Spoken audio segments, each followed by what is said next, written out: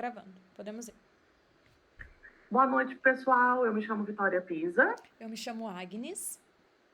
E hoje a gente vai apresentar um trabalho sobre a diversidade no contexto dos anos iniciais do ensino fundamental, tendo como base Souza e Santos. E a gente vai falar também sobre a importância do planejamento dentro desse trabalho sobre diversidade. A nossa professora é a doutora Maria Holanda Monteiro, a nossa tutora é a Ana Lúcia, e o trabalho que a gente está tomando como referência é de uma revista de educação pública, Planejamento Escolar. O tema é um guia da prática docente de José Clécio Silva de Souza e Matheus Conceição Santos. Pois bem, a gente está destacando aqui o que é o planejamento, que é a antecipação de uma ação planejada, é um conjunto de ações a serem realizadas e que são realizadas de acordo com o previsto. Possui teoria e prática, exige tomada de decisões, é um ato construído e busca equilíbrio entre o meio e o fim. Como que funciona o planejamento no contexto escolar? O planejamento é um processo natural e racional, é uma previsão de atividades didáticas, necessita de organização e coordenação de conteúdos. Então, o professor ele vai se debruçar diante do conhecimento que ele já tem e de novos conhecimentos, a fim de trazer resultados para os seus alunos. É um momento de pesquisa, reflexão contínua. Então, ele é um procedimento que não acaba, né? Todo professor está em processo de formação contínua. Tem alinhamento com metas educacionais, que a gente vai falar no próximo slide, que a gente tem os planos nacionais, estaduais e municipais, evita improviso e acompanha resultados. Bom, o planejamento ele é realizado em nível nacional, estadual e municipal. Nós temos aí os planos nacionais, né, as leis, diretrizes e bases. E qual é o objetivo? Estabelecer as diretrizes e meios para a prática docente. Então, a gente consegue padronizar o processo de ensino e aprendizagem nas escolas, a fim de que todo o território nacional tenha acesso ao mesmo conhecimento, às mesmas habilidades. Exige um estudo prévio da realidade escolar do país, estado e município. Então, a gente precisa entender as necessidades de cada país, de cada estado e município, como que é a realidade escolar, para que a gente possa planejar de forma personalizada, mas a fim de levar esse conhecimento de forma geral. Esse planejamento ele deve ser flexível para adaptações conforme as necessidades da comunidade escolar. Considera questões como para quê, para quem e o que planejar. Integra influências sociais e culturas na educação. E a gente colocou aqui Gandim, de 1993, define objetivos e visões globais.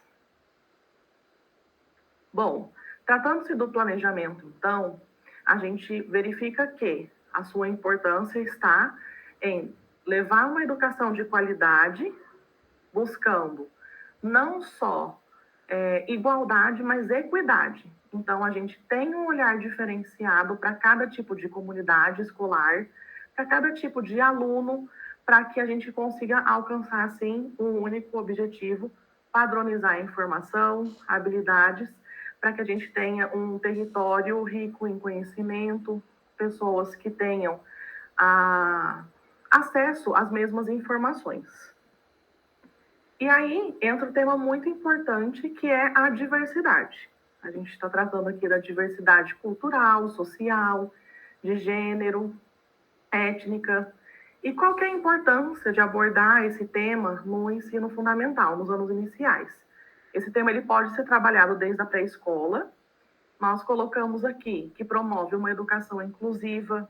Nós temos a relevância social e científica, estimula o pensamento crítico. Então, se a gente está falando sobre diversidade, sobre diferenças, a gente está fazendo com que os alunos pensem sobre, prepara uma sociedade plural e democrática. A gente sabe que o Brasil ele é um país miscigenado, ele é um país composto por muitas culturas. Então, E falar sobre diversidade é fundamental. Nós temos aqui a importância também, destacando a compreensão de diferenças étnico-raciais, culturais de gênero, religiosas e outras. Gera empatia e tolerância.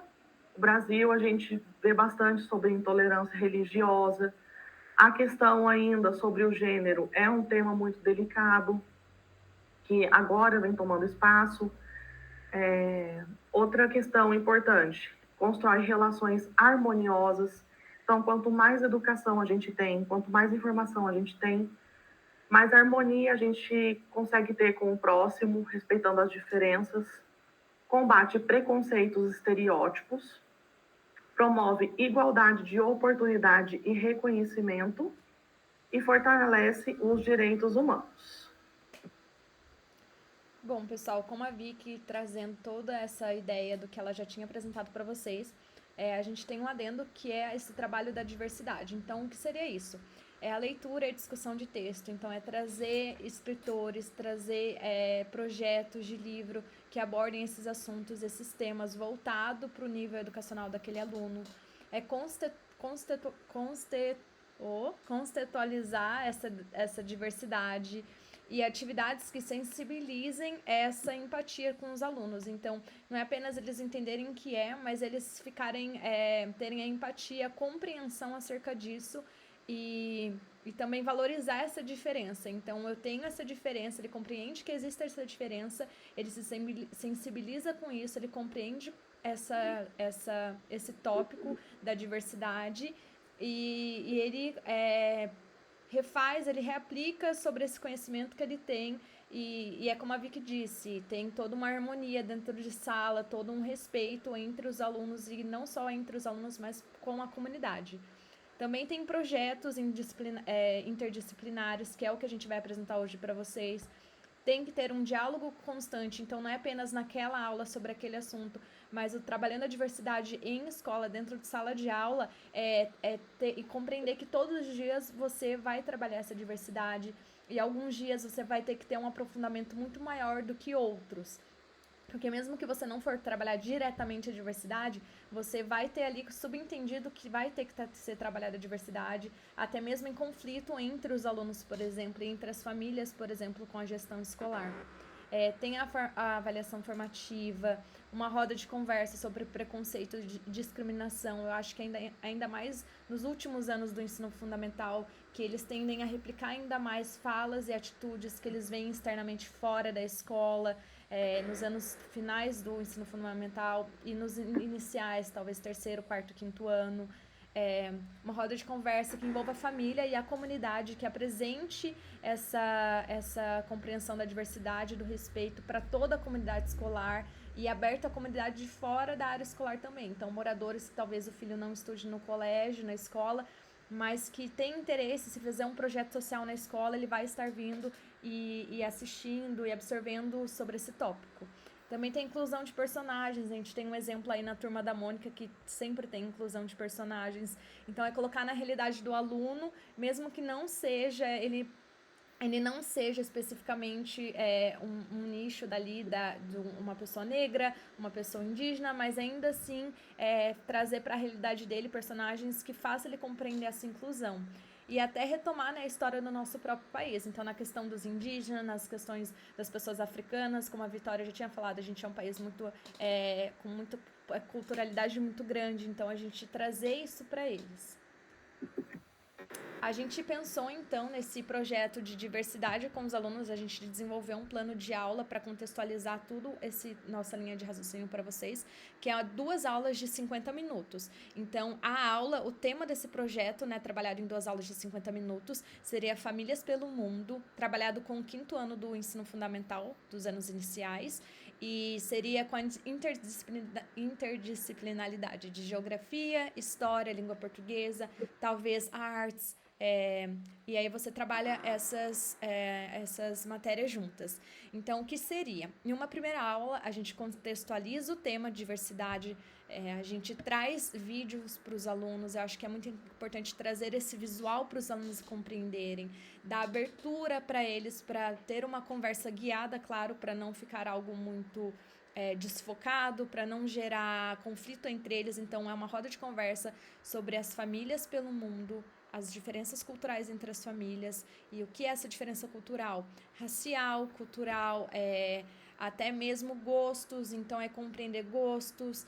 A gente tem muito também diferentes tipos de família, então é trazer para eles a compreensão que tem famílias interraciais, famílias com múltiplas etnias, tem a adoção internacional, então fazerem eles compreenderem essas famílias pelo mundo, ter essa troca de conversa com eles, fazer que eles compreendam o que é essa diversidade e aí fazer essa roda de conversa. Com isso, com as ideias expostas pelos alunos, com eles terem compreendido, com o material exposto, então talvez um vídeo, tem a opção de trazer um vídeo ou um desenho que traga sobre esse tema, ou talvez cartazes de imagem, fica aberto, eu acho que essa ideia do que ser trazido, mas esse é um caminho muito viável, mas que precisa ser visual e que tenha uma contextualização para o aluno. E aí na segunda aula, aí nessa finalização dos 50 minutos da primeira aula, finalizar com um trabalho para os alunos, que vai ser também também uma observação de avaliação do que eles compreenderam, que seria uma apresentação. Então, tem essa primeira aula de 50 minutos. Na próxima aula, os alunos trariam, então, com eles uma foto da família, junto com a foto da família para apresentar para a turma.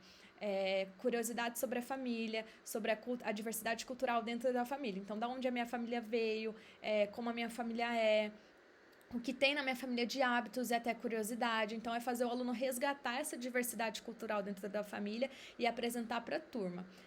Eu não tenho, às vezes tem caso de aluno não ter foto, ele pode trazer um desenho ou até mesmo um objeto. Então, uma família que vem de uma cultura africana, indígena, ele não tem uma foto, mas ele tem um objeto que pode trazer para apresentar para a turma, ou até mesmo um desenho. E juntamente com a apresentação da família, ele vai trazer de uma outra família, de uma outra cultura. Então, pode ser culturas de outros países, ou até mesmo dentro do Brasil, mas que seja diferente da cultura daquele aluno. Então, o objetivo final dessa aula, dessa segunda aula, é trazer para os alunos essa troca enriquecedora entre eles, para eles apresentarem o que eles compreenderam sobre o tema e trazer o conhecimento da diversidade cultural que existe pelo mundo, começando por dentro de casa. Então, o que eu tenho dentro de casa, qual é o respeito que ele vai ter pelo aluno que vai apresentar sobre a família dele e as outras famílias.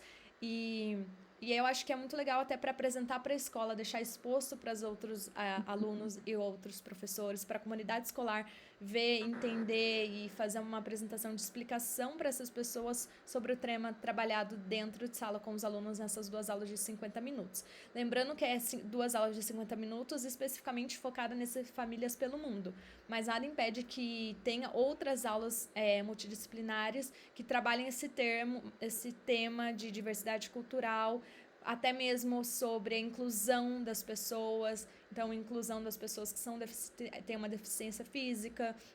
Então, tem como ser trabalhado de outras formas esse tema também, com a mesma ideia de projeto de aula. Eu acho que é isso, sobre a apresentação de aula, e a gente tem um plano de ensino com isso, que seria a atuação concreta do professor, o professor estando ali, o professor fazendo pesquisas, apresentando ideias, sempre se renovando nesse assunto. Então, é um ambiente constante de interação, tem que ter troca entre os alunos, eu acho que com o professor, com os alunos, o professor com a comunidade escolar e o todo. Vai ter uma troca aí de experiências e conhecimentos entre os alunos, entre a comunidade escolar, e incentiva a colaboração não só dos alunos, mas dos familiares. Então, vai ter uma movimentação não de aluno, não só de professor, mas toda a comunidade familiar desse aluno. Então, resgata essa diversidade dentro da própria família do aluno e desenvolve as habilidades sociais de comunicação porque ele vai ter que apresentar, ele vai ter que trazer esse assunto para a sala, para a turma, para a comunidade escolar que tem naquela escola. Tem que criar um cenário que facilita esse aprendizado ativo. Então, a ideia de trazer um livro, de trazer uma apresentação em vídeo, um desenho para apresentar, uma história em quadrinho para apresentar, ajuda a contextualizar o aluno compreender esse tema e visualmente, na audição, e aí a parte prática deles apresentarem, eu acho que completa todo esse projeto. Tem adaptação às necessidades, então, dependendo se surgem mais interesses dos alunos, se surgir alguma mudança durante o projeto, tem que ter essa adaptação às aulas. Então, por exemplo, o projeto inicial da primeira aula era trazer uma foto, o aluno não tem a foto, a opção que a gente tem é trazer um desenho, talvez trazer um objeto, são esses tipos de adaptação que necessita na sala de aula. E também a gente tem um plano de aula, né, que define as metas, o conhecimento e os materiais, como eu já tinha falado, as metas que a gente tinha, os conhecimentos e os materiais que a gente ia apresentar para essa aula.